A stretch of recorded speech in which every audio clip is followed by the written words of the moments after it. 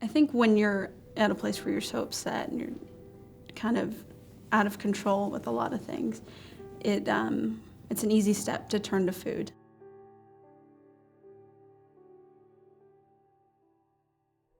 I found out about The Biggest Loser through a friend. She was going one weekend to an open call, and I just thought, if I can go and I can lose 50 pounds, then that'll be enough to come home and do it on my own and kind of just feel good about where I'm at.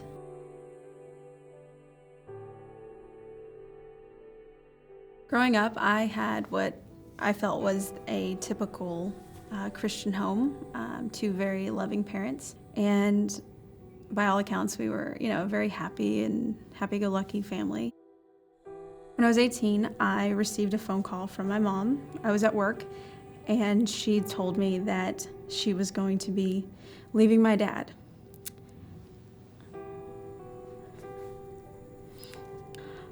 I didn't know what to do. I didn't know how to deal with my pain or the confusion that I was going through, but I couldn't help but think that her leaving, that it meant that there was something wrong with me.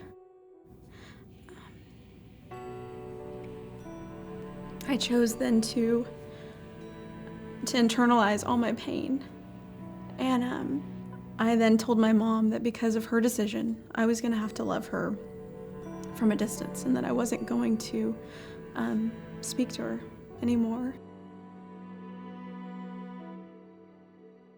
When I would get really upset or depressed, I thought, well, if I could just get something really good to eat, then it'll make me feel better. It becomes a guilt thing, and you realize that you're eating and you're feeling bad while you're eating, and it's just making it worse, and it becomes this vicious cycle of, I need comfort, and I think food will work, and I'm gonna try it, and it's not working, and I need more. I had put on, almost 100 pounds, and I realized I was not in control of the food. It was not making me happy. I assumed that the smile on my face masked it all. People ask you, how are you doing today? Oh, I'm good, and you've got a smile. Then I thought, well, they'll believe you, and so I thought, well, that gets me through this conversation. The moment I would close the door of my car, I would just cry and cry and cry and cry and cry. Because it was all fake. In my mind, I thought, if I tell everybody everything that I'm going through, that they'll leave me too.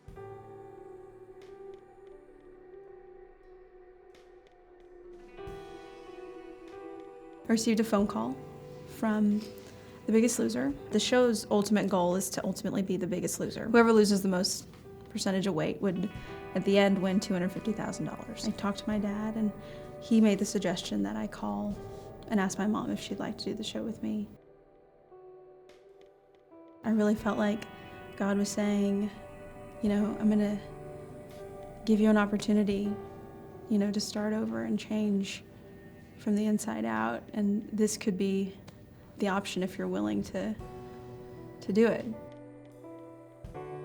I called my mom and I said, okay, here's perfect opportunity for you and I to do something together. It was parents and kids versus husbands and wives. Then they all had a really great connection and a really great relationship. And when I looked in the direction of my mother, I thought, okay, well, I'm here with somebody that, when I look at you, I see the source of my pain and I see the source of my weight gain. While everybody has somebody that they love and that they kind of feel really connected with, I'm here with somebody that I hardly know.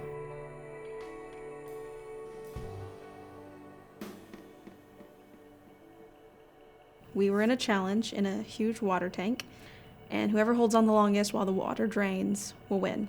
I jumped into the water, and in coming back up, I didn't know, but the bar had swung out and then swung back. And as I came up, it swung back and it hit my tooth, and it chipped it. And I lost it. I completely lost it. When that tooth got chipped, I felt like somebody had just stripped away that armor and said, no, look at you. Your smile is gone now. What are you going to do? And it was at that point that I then felt like I have to get out of here.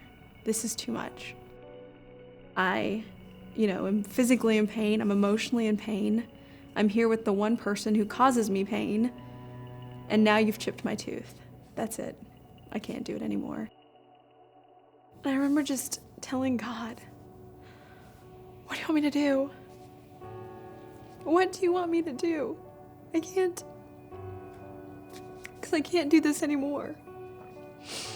And laying there, just in a complete state of brokenness, I told God, okay, I get it. I can't do it. It's not me. And so God, if you can use me, if you want me to stay, if you want me to work on this, if you really want me to do this, then I'll stay. And I'll give it all to you. And from that point forward, from that night, things began to change. It was like my whole body just let go of everything I was holding on to, all the stuff, all the things, all the junk in my life. One collective moment just kind of let go.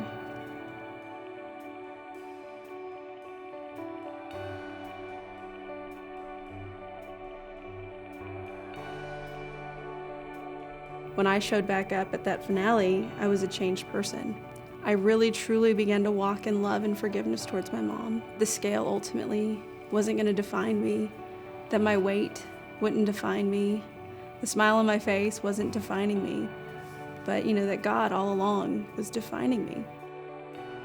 To know that I could truly hand it over to God, who was in every way big enough to handle everything, and that he wasn't going to run away. He wasn't going to see all the junk and run away. Me being in control is really me being out of control.